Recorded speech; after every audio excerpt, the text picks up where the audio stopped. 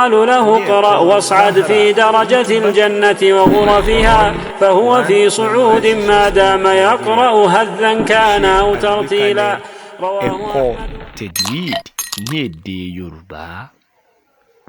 alhamdulillah wassalatu wassalam ala rasulillah wa ala alihi wa ashabihi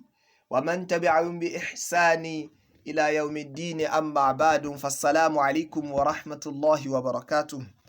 Adapẹ̀lọ sí ọ̀dọ̀ Ọlọ́run, atọrọ ìkẹ́ ìgẹ̀ fún ẹrújọsìn Ọlọ́run Ànábì wa Muhammad sallallahu alaihi wa alihi wasallam. A kí wa káàbọ̀ sí àkọ́tún ìdánilẹ́kọ̀ọ́ ti èní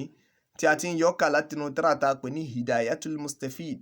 fi ahkami tajwid, eléyìí tó wá látọ̀dọ̀ àgbà àfáàní Sheikh Muhammad ibn Mahmud Abirima rahimahullahu rahmatan wasi'ah. Agbègbè tí a sọ̀rọ̀ lọ tẹ́lẹ̀ síbẹ̀, ìyẹn ẹ̀kọ́ tó kọjá,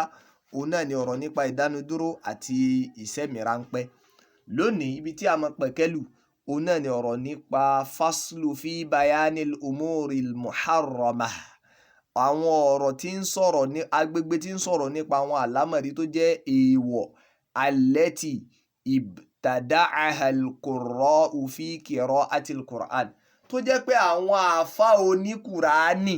àwọn àfáà tí wọ́n mọ kùránì kà, àwọn náà ṣe àdádálẹ̀ rẹ̀ sínú Qur'an, àbá lọ́wọ́ àwọn ẹni tàná.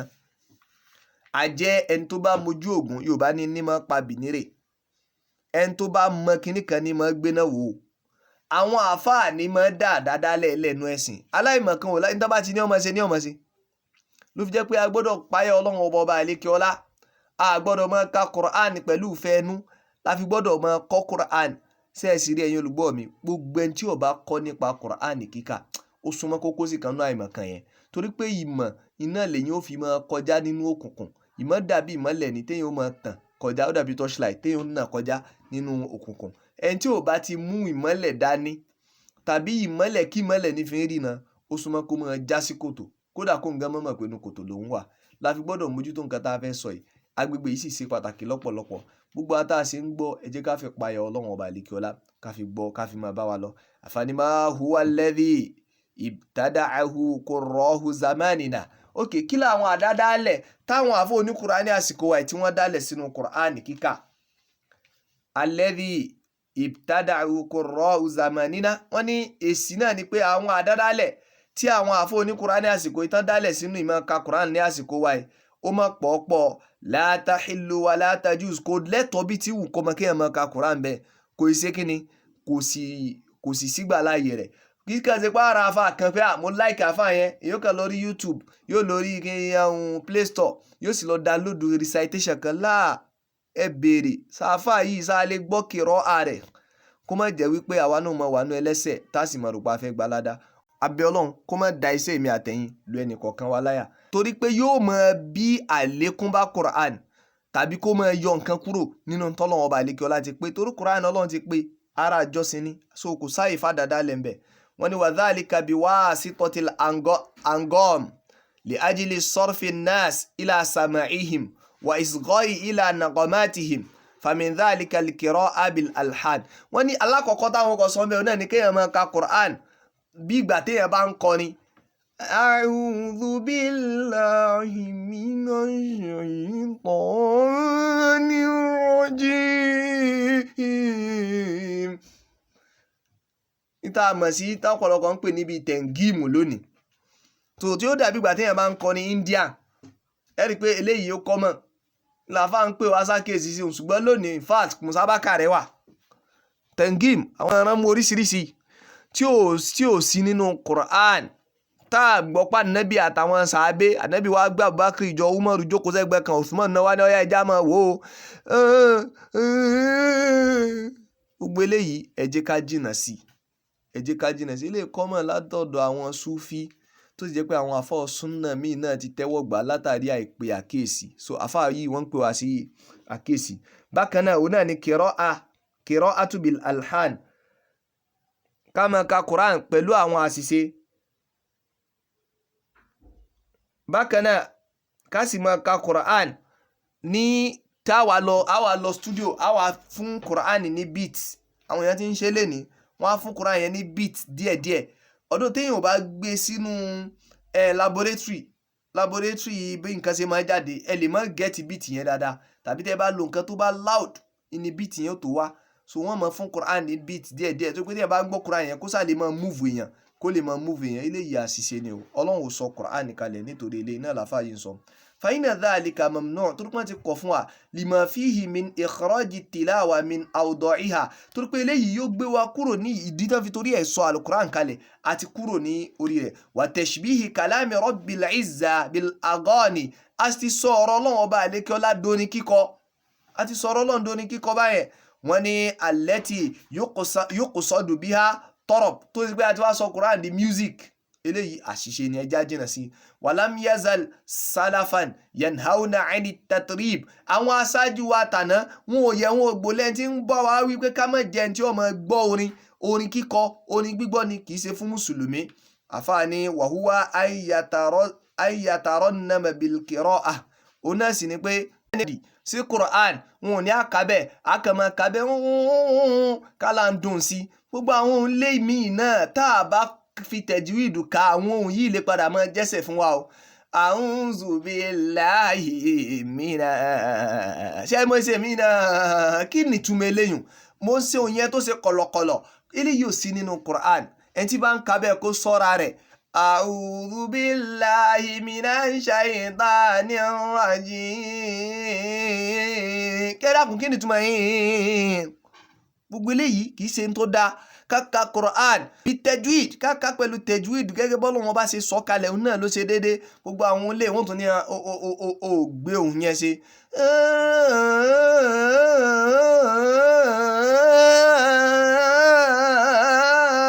gbogbo eléyìí kì í ṣe Quran o,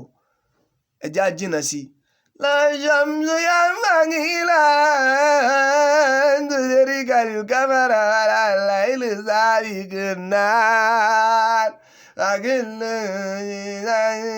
gbogbo eléyìí kì í ṣe Quran. máa ka Quran bí ìgbà téèyàn bá ń sun rárá,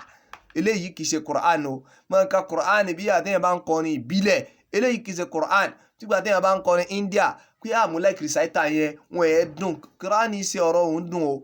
tó pàṣẹ mẹ́sẹ̀jì tọ́lọ́wọ́n bá ní kó ṣe kíni tó ní kó pass, kì í ṣe ohun. lónìí ohun lọ́pọ̀lọpọ̀ ń wá káàkiri, àti wá sọ Quran dóní, aṣọ Quran di pàṣọ, aṣọ Quran di orin kíkọ. ẹja kíyèsí nìyẹn. bákan náà àfààní fi ghayri mahallil mad wa yazida fi mad, bákan náà kéèyàn máa fa mẹ́dù ibi tí ò sí mẹ́dù, àwọn kíra alẹ́ yìí ọ̀pọ̀lọpọ̀ ẹ máa ń ṣe bẹ́ẹ̀.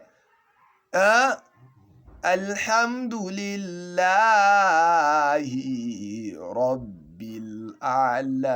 alamin arrahmanir rahim maliki yawmiddin. ẹ dákun àwọn èèyàn ń ka bẹ́ẹ̀ lẹ́ni, ẹlòmíì kan rò pé yóò kàn sáàmù ọ̀rán mú sí náà ni.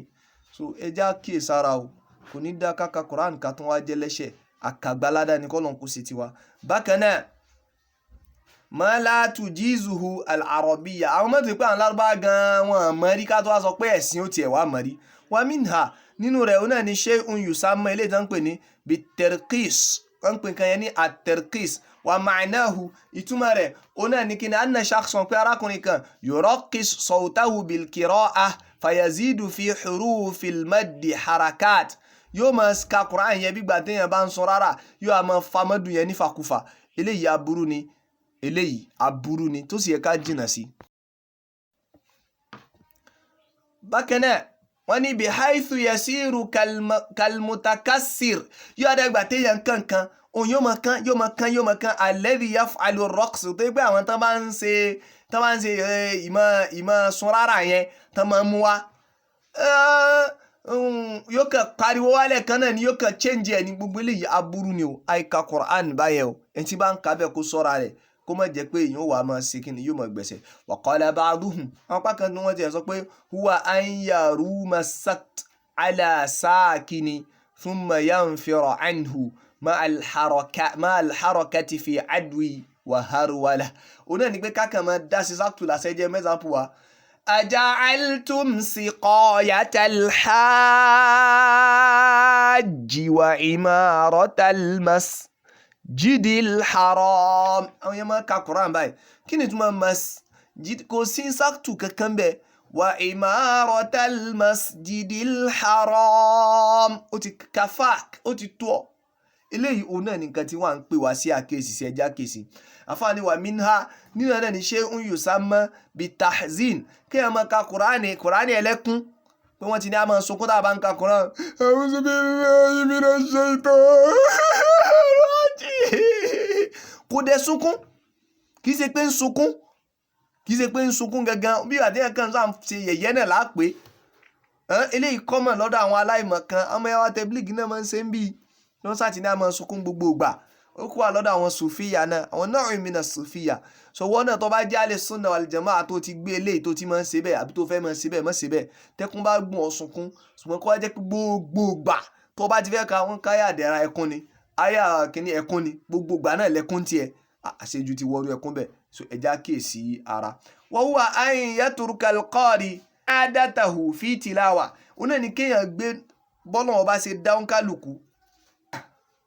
kéèyàn gbé bọ́lọ̀ ṣe dáyàn naturally lẹ̀ àti kíni àti bọ́lọ̀ ṣe ní kéèyàn wà nígbà táwọn kan Quran wa yati biha ala wajhin akhar káwá lọ́mọ kálọ́nà mi ka annahu hazin bígbà téèyàn ń banújẹ́ yakadu an yabeki bígbà téèyàn fẹ́ sunkún min khushu' lẹ́ni tí ń bẹ̀rù Ọlọ́run wa khudu' àti lẹ́ni tí ń bẹ̀rù wa innama nuhiya anhu wọ́n ti kọ̀ fún àwọn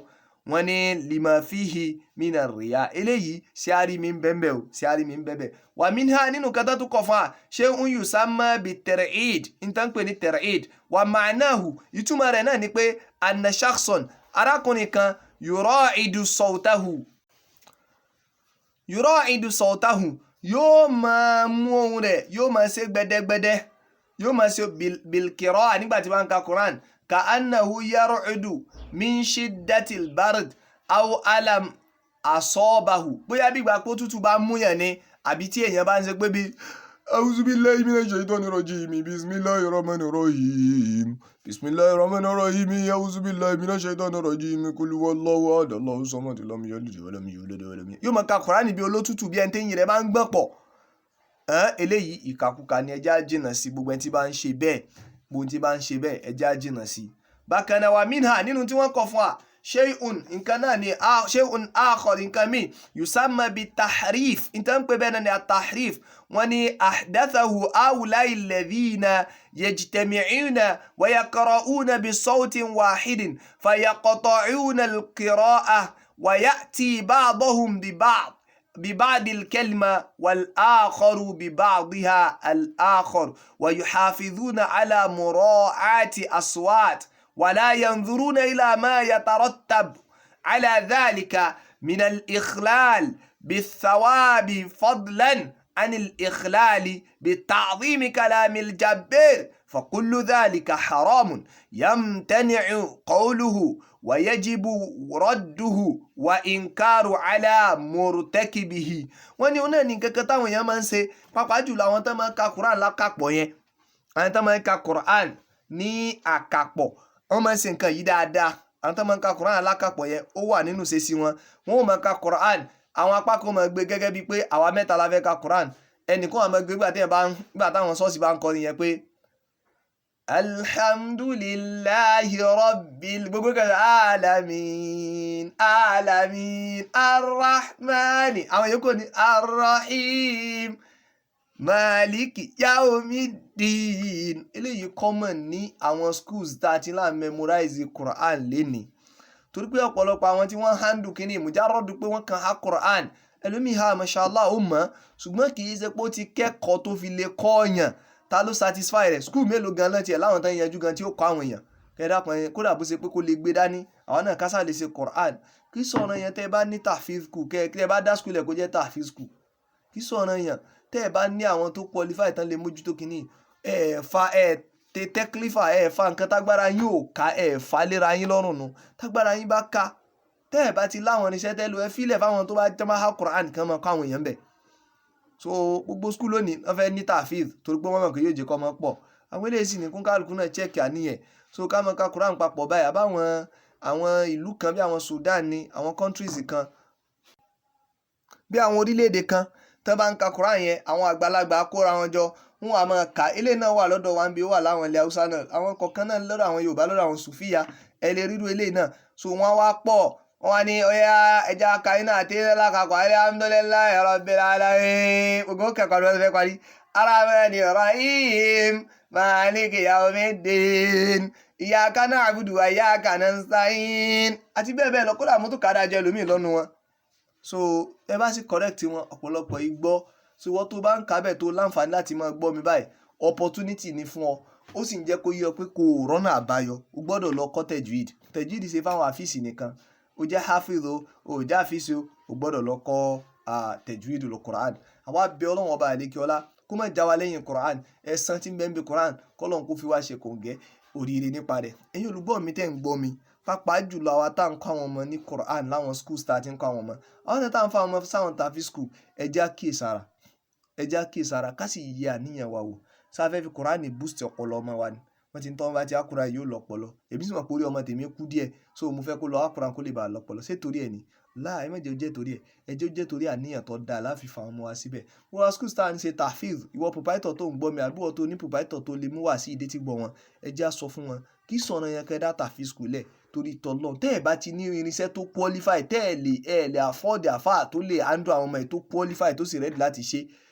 yóò dáa kẹ́ ẹ sọ fáwọn òbí pé ẹjọ́ o àwọn ò ṣe tafid sùn mí o tẹ́ ẹ bá wá rí ẹnìkan tẹ́ ẹ lè máa má dìgbà àkànká ọmọ láwọn nǹkan tí wọ́n kàn máa fi sin lọ́n lásán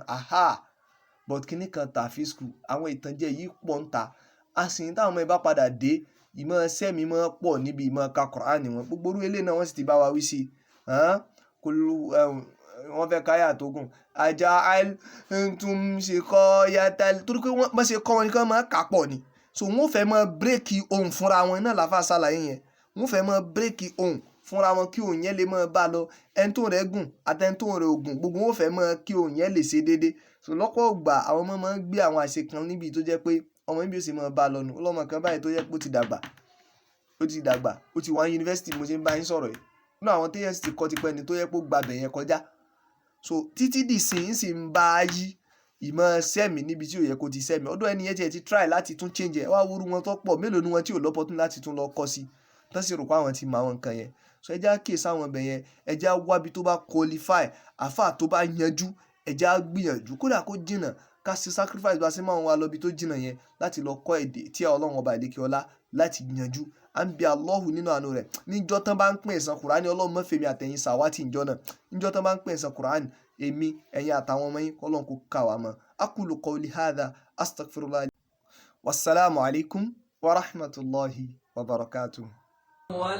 تبارك رحمانا رحيما وموئلا وثنيت صلى الله ربي على الرضا محمد المهدى إلى الناس مرسلا وعتراته ثم ناديت اللهم يا خير سامع أعذني من التسميع